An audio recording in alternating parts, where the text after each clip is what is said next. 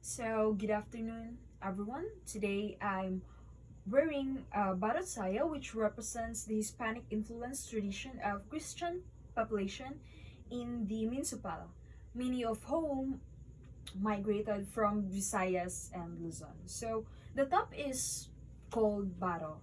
It is made up of indigenous fibers. It is made up of indigenous fibers, which is the pineapple leaf, or it could be a banana silk. And then the bottom is called saya. So it is a long, and it must be a floor-length skirt, really often in contrasting colors. So it represents the Hispanic. It represents the Hispanized. It represents the Hispanized lowland. It represents the Hispanized lowland heritage, which symbolizes modesty, elegance, and blending of Spanish colonial influence with the native Filipino weaving aesthetics. In context of tribe people, it is the visual maker of the Christian settler community. Before we dive into our topic, let me ask you a question first. If you're going to a war knowing that your opponent has much more resources, has much more power than you, do you think you will win? Or maybe you will play the game with your own tactics. Once again, good afternoon, ladies and gentlemen. Today we're going to talk about the resistance movement and unification. Starting off, the definition of guerrilla warfare. It is a kind of warfare strategy where the weaker side takes the offensive by selecting forms, times, and places of battles.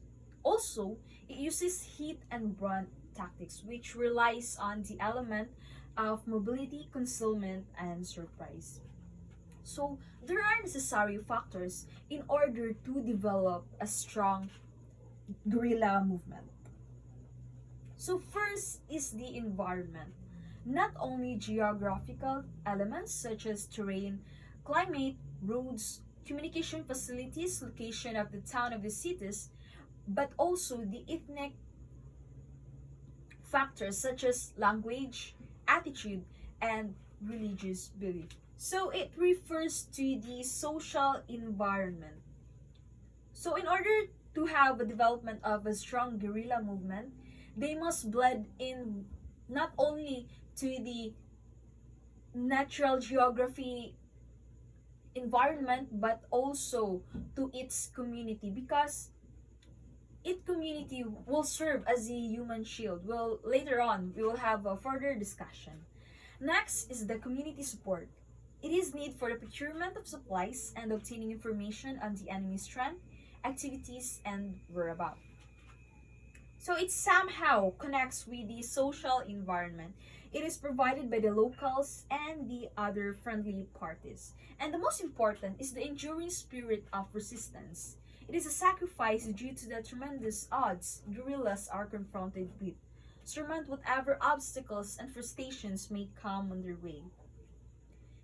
So during the Japanese occupation, Mindanao was one of the ideal places. The question is, why Mindanao? Why not Luzon? Or how about the Visayas? Well, today we will find out two reasons. First is the large area and rigid terrain. With the massive size of Mindanao, which is approximately 97,530 square kilometers, it makes 34% of country's lead land mass, and also it makes the Mindanao bigger than other countries such as Portugal and Hungary.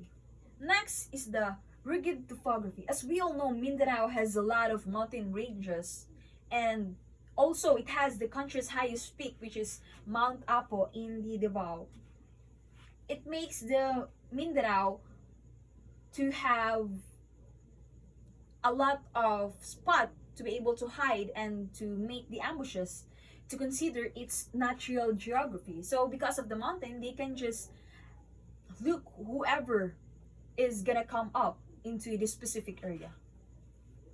Max is a great distance from the center of Japanese administrative machinery.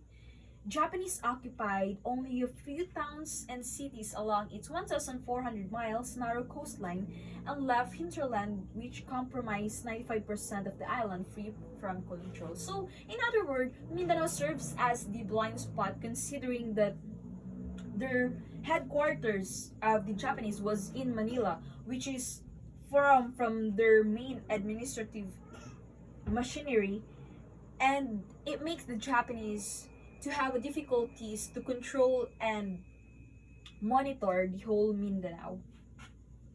Next is the supply. As we all know, Mindanao has abundant of raw materials. Its forests provide wood for building, hidden camps, and its rivers provided fresh water. Also, its fertile land which allowed the guerrillas to grow their own rice and corn. And Lanao had numerous isolated food producing areas, which specifically the Basak area, which consists of municipal districts of Taraca, Tamparan, Gata, Masiu, and Maging, which is the guerrillas' primary source of rice. And it is not just to sustain the resistance, but also the other fighter in Mindanao and Visayas. And because this area, the Basak area, is their primary source of rice, it makes the Japanese want to control it because of its rich in agriculture, and also the other area that unoccupied yet, it was planted with the corn, root crops, and other products that they could be able to barter to other place. Next is the cooperation of civilian population. So there are two kinds of civilian sympathizers. First is the sympathizers in occupied zones. So they are the civilians living under the Japanese control. They are the one who spies and inform the guerrillas on what's going on into the Japanese area which they are occupied, the 5% of the land. Next is the sympathizers in unoccupied areas. So they are the civilians in free territories from Japanese. They are the one who give shelters, supplies, medical, and other services to guerrillas. Also, the civil government support. Did you know that on December 1942, the Free Lanao civil government was organized in order to strengthen the civilian support? And there are other factors that contribute to the early organization of guerrilla units in Lanao. It is the civil military organization, which is a process of a large number of military personnel, consists of Americans, Filipinos, and Muslims. So they are the one who opted to go to the mountains and didn't surrender to the general force. And because of their military experience, later on they became the leader of the formal guerrilla organization, which was known as the 10th Military District, USFIP, United States Forces in the Philippines, which is the largest single guerrilla in the entire Philippines. And also the Maranao spirit.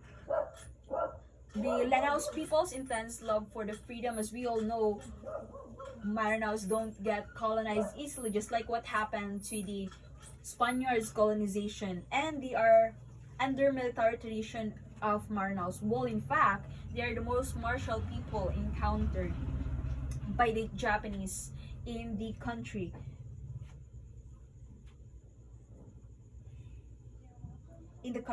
So they are tough and proud fighters who live and always stood by their people. So to sum it up, they choose Mindanao not just because of one factor. It is a combination of environment, the geography, and also Bale. To sum it up, they choose Mindanao not just because of one factor. It is a combination of geography, resources, and the people, specifically the Mindanao, which eventually it results to the effective unified movement that denied the Japanese from the total control. So that's all about the resistance, movement, and unification. Thank you.